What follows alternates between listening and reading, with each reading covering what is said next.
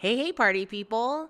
I started making this boro-inspired coat as a stress relief pleasure project for myself, and then I posted it on social media, and people fell in love with it, and my DMs exploded with compliments and questions. So here we are with this video.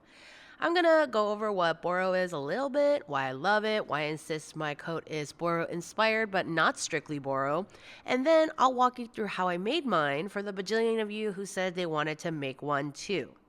I'm really excited. I received the response I have. I love boro. I love the look, the kind of clumsy, organic nature of boro.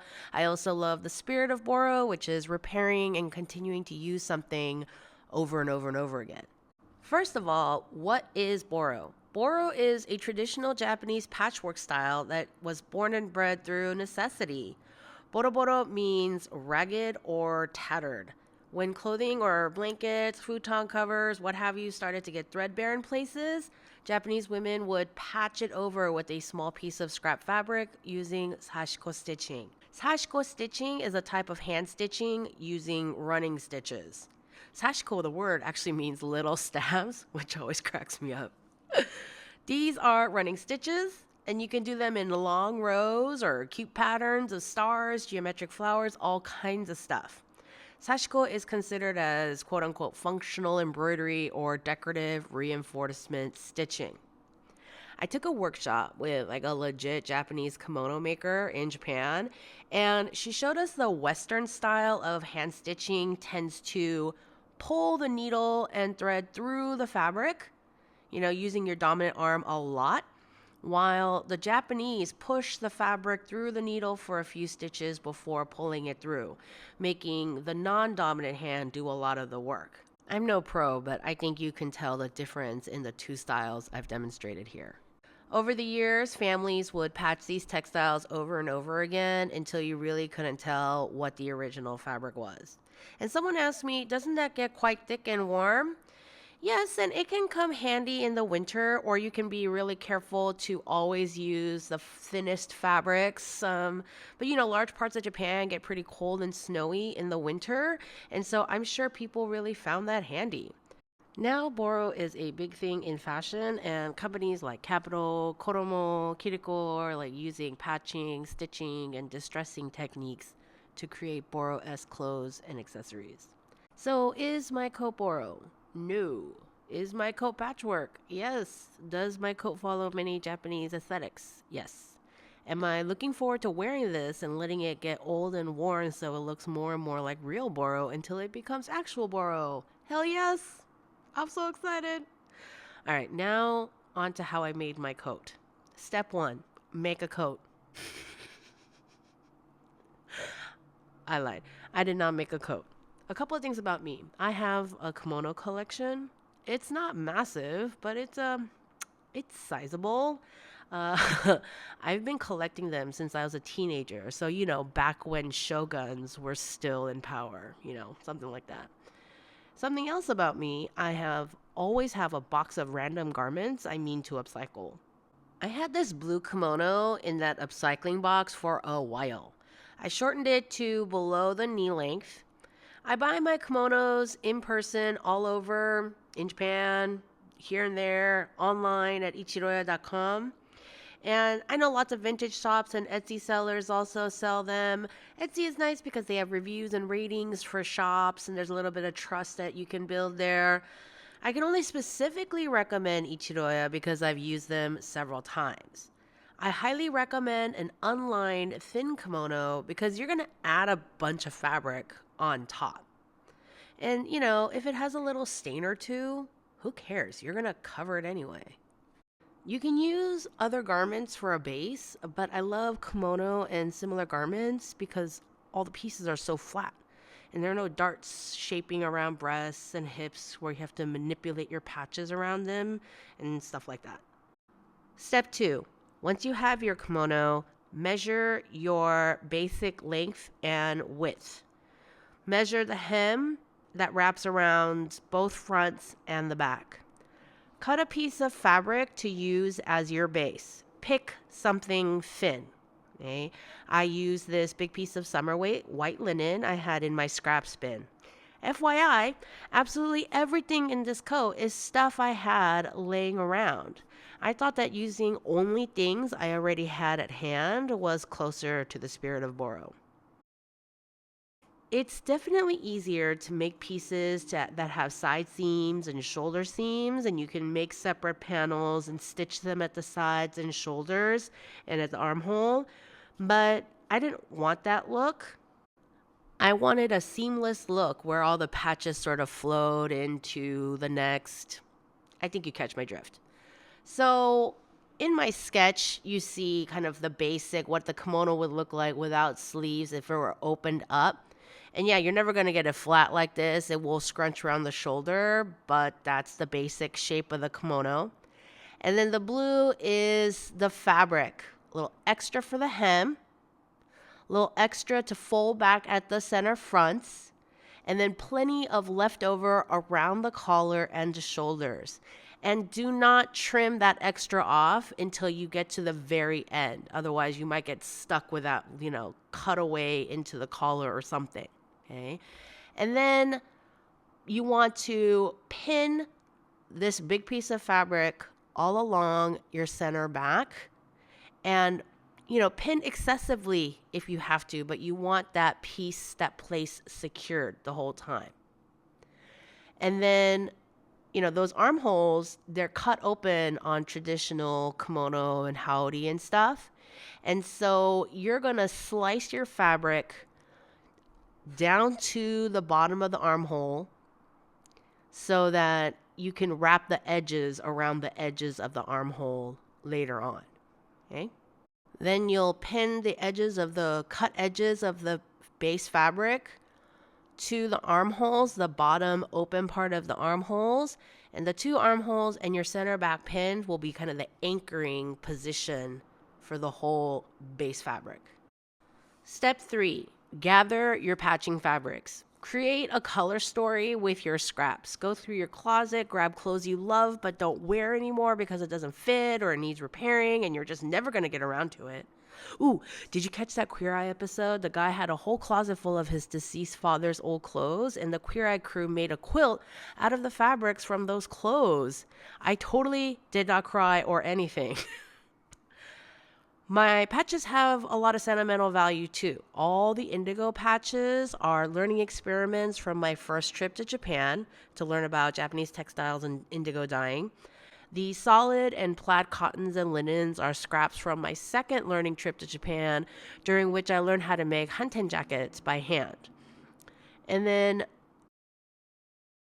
all the denim scraps are from old jeans my neighbors donated to me for this project. I've lived in this building since 2007, and I've always loved the community here, and so many good things have come into my life directly from living here. And then this heather gray, it symbolizes my YouTube channel. This is a bit of fabric I bought specifically for my Watch Me Design a Fashion collection series. Step 4, press your fabrics.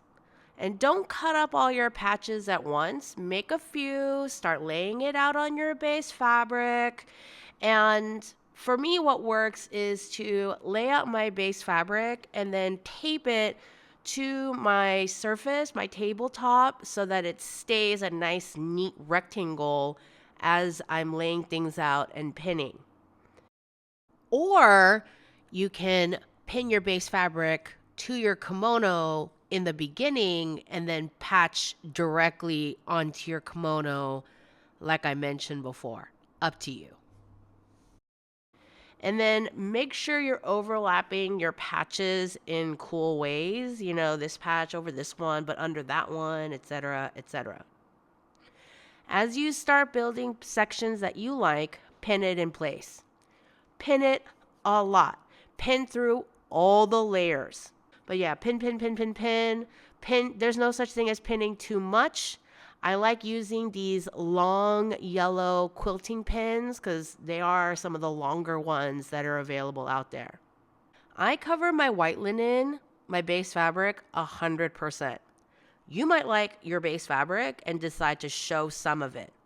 Or you might like your original kimono fabric and decide to show some of that. If you're going to show a lot of your original kimono fabric, You might not need a base fabric to pin your patches onto. Up to you. Okay. I did my sleeves without base fabric because I wanted to show some of the original kimono fabric there. Step 5, start stitching.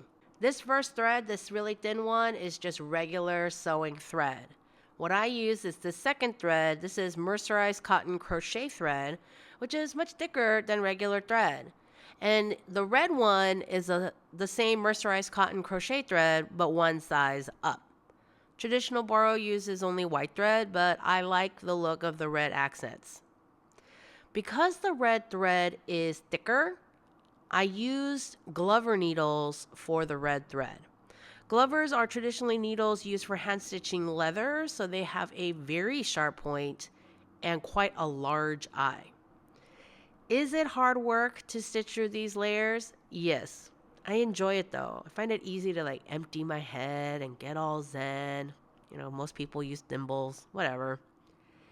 If you want to do straight lines like mine, here's my trick. I take a ruler and I lay the ruler where I want my stitch row and I pin all along that straight line.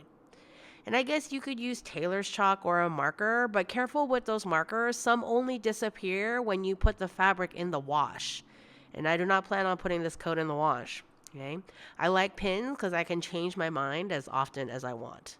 There's more than one way to do this, but here's what I did. I pinned all my patches onto my white linen base fabric.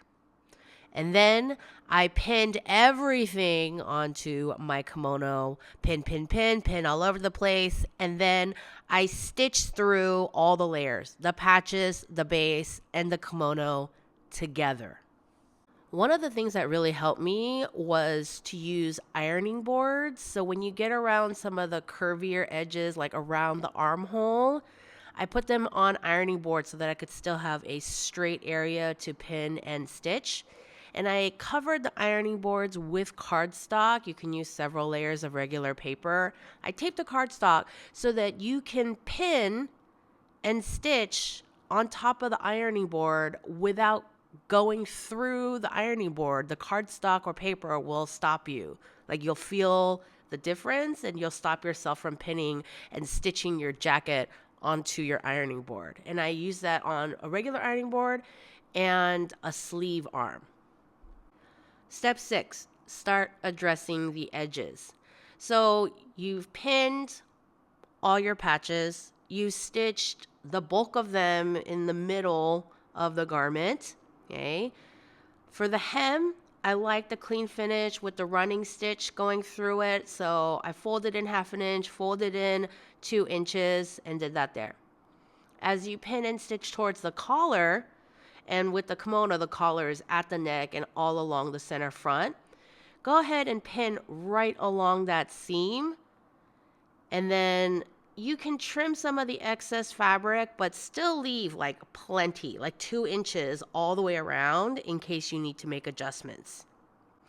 Fold and tuck under around the open part of the armhole, or you can raw edge like I did around the collar. Just adjust to your aesthetic. And then again, I would use the ironing board to create flat sections for stitching. Step 7 is the shoulders. Make sure you've stitched up to the chest and push the ironing board through the armhole of the kimono to lay it flat. Trim the linen base so you only get a little bit of overlap at the shoulder. Create a shoulder seam, stitch it linen to linen, and then put patches over that linen seam. Patch, pin, stitch, and if you have a dress form, throw it on your dress form and make sure that it lays flat and smooth around the curve of the shoulder. Now, the shoulder does come to a slight angle. I did trim the shoulder pieces closest to where a traditional shoulder seam would be at a slight angle. And you can see that with the top stitching, I didn't push the rows too much up and over because then it would just land at a really weird angle the further away from the shoulder it got. Step 8 is to finish the neck. I did a raw edge up the collar. I like that look. You can also fold and clean finish like I did the hem. And I did 2 rows of stitching around the neck because it's a high stress area. Step 9, patch the sleeves. I only wanted a few patches on the sleeves because I didn't want a lot of bulk in the underarm area. So I didn't use a base fabric for the sleeves. Pin, pin, pin, try it on, stitch, stitch, stitch. You do have to address that slight shoulder angle I mentioned before, so don't go up and over too far. Just a little bit over and then finish it off.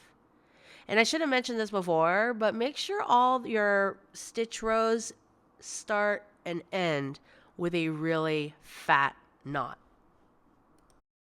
Step 10, add pockets. I love pockets, and I love a big fat patch pocket on a big coat like this. I pinned big patches of some scrap linen into the approximate shape and size of the pockets I wanted. I pinned them both to my coat, I put it on, and I tested the placement. There's nothing more I hate than an awkward pocket placement. And then I took a photo and I marked the placement with the pins. And then I took the linen, I cut, I added patches, I stitched.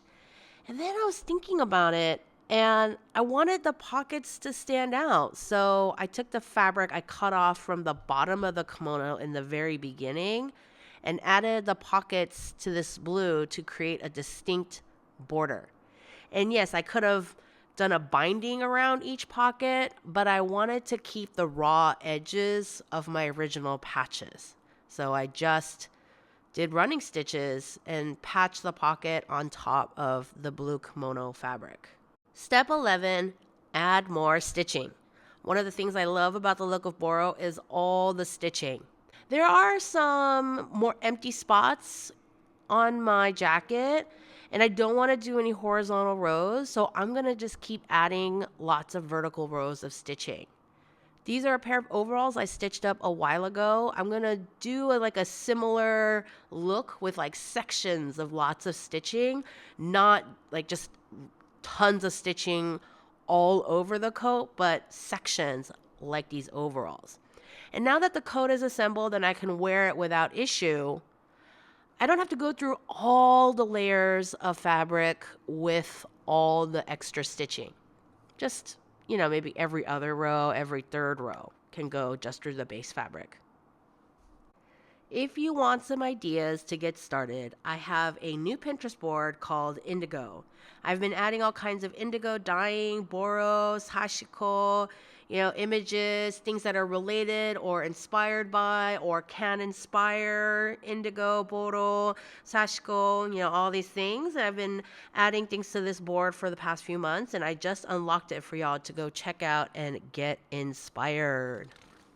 If you're into boro, there's this super cool small museum in Tokyo with a long-standing boro exhibit. It's called a Muse Museum, and they also have a fantastic bookstore on the ground floor. And you're allowed to touch most of the exhibit and try garments on because when parts get worn over or damaged, they'll just patch it up again.